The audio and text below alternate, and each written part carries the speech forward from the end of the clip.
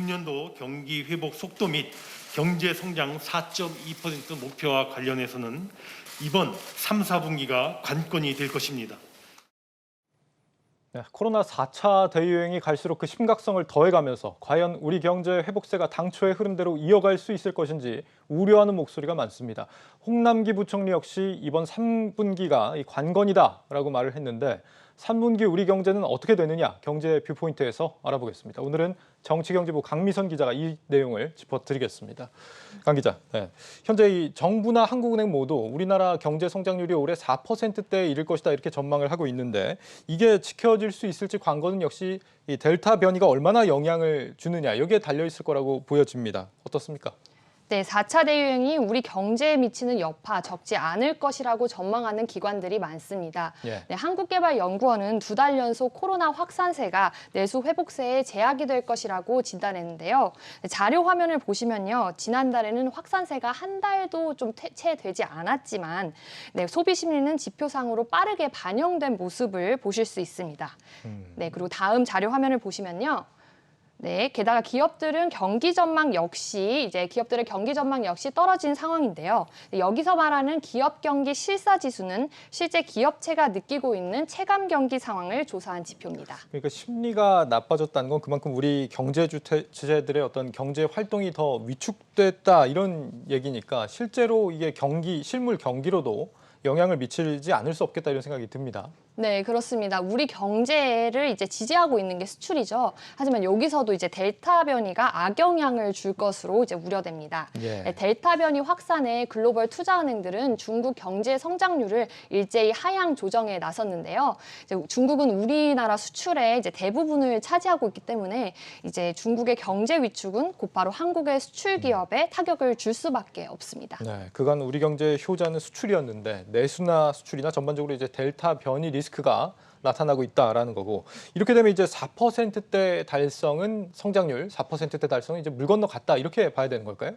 네, 그래서 정부도 좀 이 부분을 경계하고 있는 건데요. 반면 또 비관론만 있는 건 아닙니다. 최소 4%대 성장률은 가능할 것이라는 보고 있는 시각들도 많은데요. 3분기 다소 주춤하더라도 이미 기존까지의 성장세가 예상을 좀 뛰어넘었다는 이유에서입니다. 네, 한국은행은 이제 3분기 0.5%로 이제 떨어지더라도 4분기 1.1%를 달성하면 연간 4% 성장이 가능해 이제 너무 비관적으로 볼 필요는 없다고 이제 밝혔습니다. 또 2차 추경이 1차 추경의 2배에 이르는 만큼 연간 성장률 상향 효과도 0.1에서 0.2%포인트 이제 클 것으로 또 추정됩니다. 백신 접종과 이제 저희가 1에서 3차 유행을 좀 겪었잖아요. 이러면서 또 학습 효과도 또 있고 이에 따라서 경제적 영향은 이전보다는 좀 더 제한적일 거라는 입장입니다. 정부도 이러한 한은의 입장에 이제 좀 거들고 있는 상황이고요. 한국은행이 그렇게 전망을 했다는 건 이제 4차 대유행에 대한 두려움이 있다고 하더라도 이달 기준금리 인상 가능성에 더 무게를 두는 그런 분석인 것 같은데 어떻습니까? 네, 금융업계에 따르면 한국은행은 지난주 감염병 최고 전문가인 서울대 오명돈 의과대학 교수를 초청해 강연을 진행했는데요. 이제 이달 말 경제 전망 수정과 기준금리 결정을 앞두고 코로나 상황에 대한 흐름을 파악하기 좀 위해서입니다. 젊은 층의 치명률은 0%대 수준이고 후유증도 낮기 때문에 2학기 전면 등교가 가능하다는 이런 내용의 강연이었다고 합니다. 한은은 이달 말 올해 경제 성장률을 종전 4%에서 소폭 올리고 소비자 물가도 1.8%에서 2%대로 높일 것이라는 관측에 힘이 실리고 있습니다. 성장률과 물가 전망치를 올린다면 이제 한은의 금리 인상은 더 빨라질 전망입니다. 4차 유행 속에서도 오히려 성장률 상향을 모색하고 있다. 정말 예상보다 회복세가 좀 가파르다고 보는 모양입니다.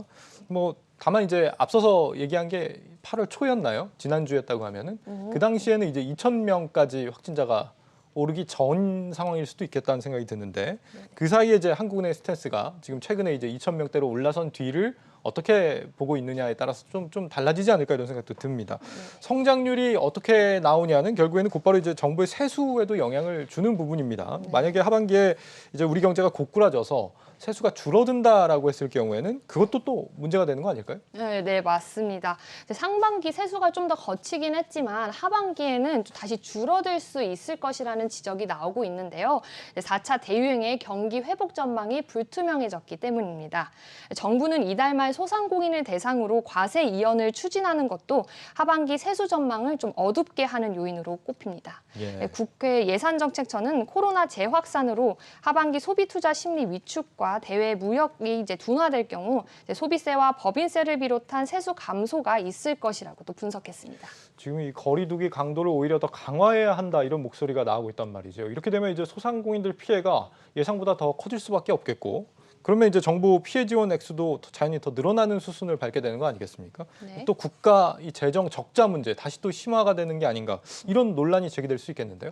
네, 맞습니다. 올해 피치를 좀 비롯한 3대 국제 신용평가사는 모두 우리나라 재정 건전성을 우려했는데요. 심지어 이제 나랏빚을 우려하면서 우리나라의 잠재 성장률을 이제 하향 조정하기도 했습니다. 네. 정부가 다음 달 중기 재정 운영 계획을 마련할 방침인데요. 이제 공연불에 그칠 가능성도 많습니다. 이제 고령화와 내년 대선까지 겹치면서 나랏빚 줄이기가 어려워졌기 때문인데요. 또 문재인 대통령은 29일 내년 예산을 확장적으로 편성하기 위해 함께 논의하라라고도 말해 마지막까지 확장 재정 정책을 펼칠 가능성이 높습니다.